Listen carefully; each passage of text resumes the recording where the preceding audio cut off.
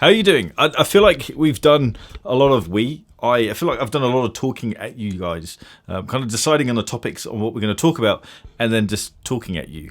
And I missed the kind of two-way thing that Q&As have. So I thought we'd do a Q&A video. I like hearing your thoughts. I like hearing your questions. I like hearing what is important to you as opposed to me just saying, this is what we're going to talk about.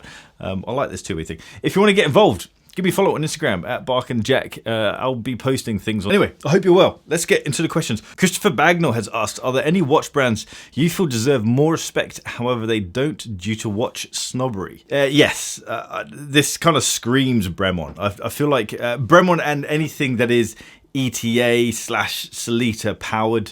I kind of feel like if something is ETA or if something is a third-party movement powered watch, it immediately gets bashed, and I really don't believe that. I just feel like there's so many other elements involved in a watch being a good package or not, beyond the fact that it's powered by a third-party movement. I kind of feel like Bremont gets a lot of hate from the watch community. I'm guessing it's from a snobbery position. Their watches are very expensive, and I do think their watches are overpriced. But then we could say that for a lot of watch brands. But the thing with Bremont is, I feel like it's not just watch community snobbery that they suffer from. I also feel like they suffer from industrial snobbery. I really get a feeling that because they're not a Swiss brand, they're not a Swiss watch company, I get the feeling that they are hindered by the fact that they're based in the UK and they're trying to do something big in the UK. So I think the hate for them is unnecessary. I really do. This is an interesting one, a contentious one. This is probably going to be the title of the video. JMLGC291 has said, why is Omega better than Rolex in every single way? I mean, that could just be the title of the video. But to answer the question, it's because that's what you want it to be. As humans, we see what we want to see. We hear what we want to hear. If we want something to be so, we will naturally find proof to back up that viewpoint. If we want to find proof that Omega is better than Rolex, we can easily find it. If we want to find proof that Rolex is better than Omega, we can easily see it. But the truth is, both brands, for me, both brands make superb products. Both brands make watches that I absolutely love, and both brands make products that I absolutely hate. I think it's too broad to say one brand does something great, one brand does something terrible. This is all opinion. For me, I think Rolex will always be the bigger, more powerful brand than Omega, simply because Rolex is true luxury. It's an independent company, and therefore it is in full control over what it does. Omega isn't. I see Omega as being a premium brand, a very good brand that, again, they both make great products. I'm not hating. I'm wearing a bloody Omega and I own Rolex. I'm a big fan of both. Where was I going? Talking about premium. Omega is owned by a massive corporation, the Swatch Group, and so it has to be an out-and-out commercial operation. It is a money-making machine. Not to say Rolex isn't, but Rolex is in full control of what it does, therefore it can create its own goals. Omega isn't the same way. Again, not bashing either. I love both, probably equally. No, Rolex make more watches that I like, but I'm a massive fan of both. The next question is from the Animal Pearson. Will IWC hold their value? Absolutely not. The idea around value retention and watches, that itself is another very contentious issue. And it's one that annoys me quite a lot, actually, because a lot of people say you shouldn't focus on value retention, or value retention shouldn't come into the buying process of getting a nice watch. If I'm the buyer, if I'm the one doing the purchasing, then I get to choose what is important. I get to decide what factors are at play in my decision making. I absolutely have been in the position where value retention needs to be part of my decision making. The challenge around value retention is, and the challenge around it being important, is the fact that if a watch does hold its value, it's likely to be a hard watch to get. And then to be able to get that watch, it's likely you're going to need to have spend history with wherever you're buying it from. I now look at it from a different viewpoint because I can now write off the depreciation of a watch because I make a video. If I can buy a watch, make a video, and then offset the money that comes in from that video against the watch. So I'm in a very lucky position around that. But having been in two places of value retention is very important, and value retention isn't important anymore, I would say change your question around, does this watch hold value? I'd say find the watch that you want, and rather than worrying about the value retention, look at where can I get this watch at the best value? Where can I save the most money on this watch, therefore reducing the impact of its lack of value retention? W_Richardson_, what's a part/area of a watch that brands need to put more effort into? That's quite a big question. I could probably do multiple videos around that. Not just looking at the watch, but kind of zooming out and looking at the bigger picture. I think it all comes down to the customer experience of a watch. I still think we have a terrible customer experience. As an end user, as someone who's, let's say, spending £5,000 on a watch, and we get that watch, I think more attention needs to be spent on what we as end users get, how we engage with it. Whatever it is on a watch, I think watch brands need to look at, is this the right choice for the customer? Is the customer going to enjoy doing this? One small thing is the bracelet. So I go online and I buy a £5,000 watch online. The first thing I do is unwrap it, get excited about the watch, put it on, realize that it's massive. I have to resize it. I don't have the right tools to resize it. So I then need to go onto Amazon and buy some screwdrivers. I don't want to spend too much money, so I get a nice cheap set of screwdrivers. They arrive and realize that they're utter shit. They don't actually unscrew anything and they snap before. So I have to go back onto Amazon, buy another more expensive pair of screwdrivers. They arrive and then I end up scratching the bracelet.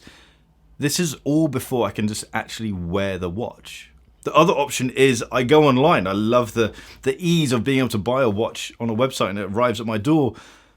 I then have to drive into town, take it to an AD and get them to resize it. That whole customer journey, that whole customer experience is utter crap. And so I think the Richemont Group with Cartier and IWC around their bracelets and how they're so easy to resize, that's a big investment for them to make to create that style of bracelet. But to be honest, that's a massive improvement just for that customer journey. And I think this is going to become even more important as watch brands move more online and become more digital. This attention to detail and attention to customer experience, I think, is far more important. We could go down a different route and talk about how terrible watch brand websites are. They are the worst websites in the world. Also talk about how terrible watch brands are at social media or engaging with their customers. Grimaldi Victor has asked, Black Bay 58 blue or Aquaterra blue 38mm? Interestingly, loads of people have asked about that Aquaterra. It's one of my favorite watches, so I think it's time I borrow one. These questions are great because there is no wrong answer. They are both superb watches. I do, however, think that the Aquaterra is a superior watch, but then Omega do sit higher. It kind of goes Tudor, Omega, Rolex within the overall generalized hierarchy of the watches, and so naturally the Omega Aquaterra is a superior watch. The movement inside is the same movement that's in my Seamaster. It's the caliber 8800, and that movement is phenomenal. And so if you can stretch to an Aquaterra, I don't even know how much Aquaterra is. See, this is what I mean about websites being shit. Just show me the fucking Aquaterras. How come the Aquaterra is £500 more expensive than the Seamaster?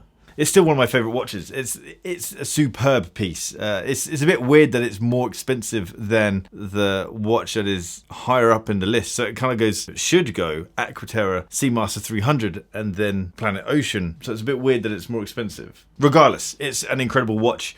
And for me, that'd be the one that I'd go for between the two of them.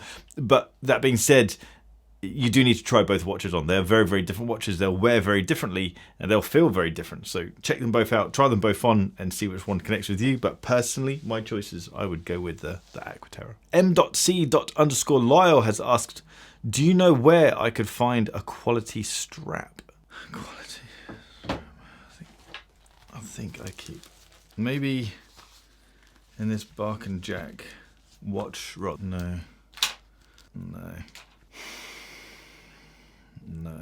Maybe in this is a Bark and Jack travel cube. You can get these over at barkandjack.com. There might be a quality. No.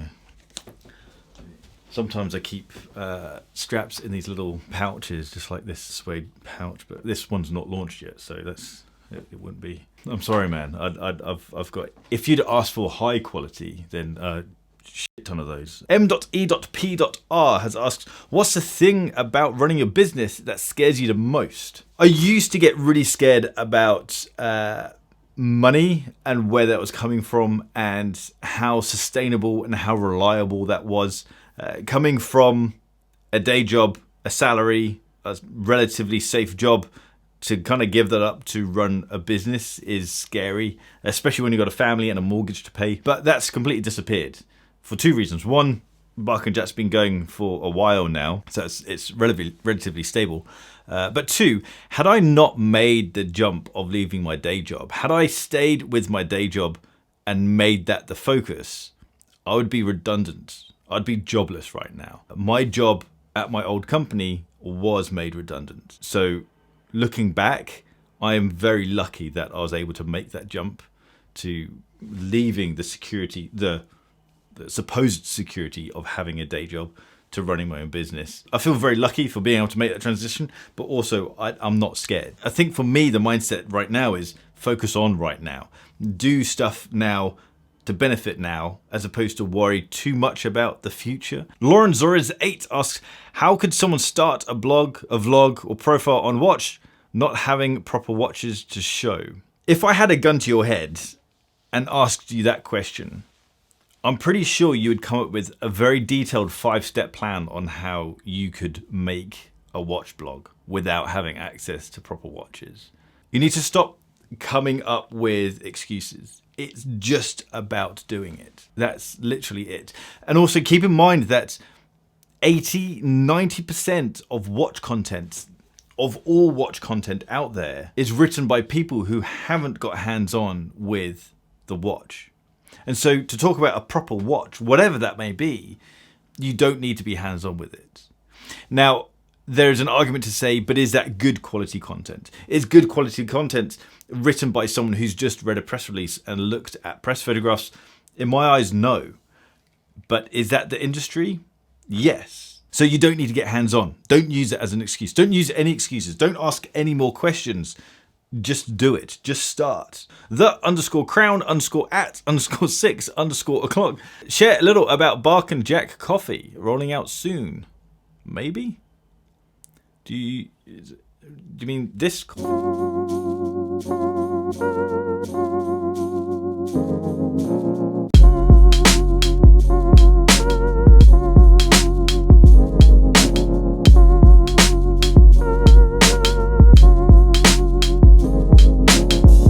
It's coming very, very soon, mid-May. I've kind of gone in deep with this one. It's a beast of a coffee. And it's lovely. It's really very, very nice. Guys, thanks so much for getting involved. Literally, this is just a selection of... that's not going to show. It's overexposed.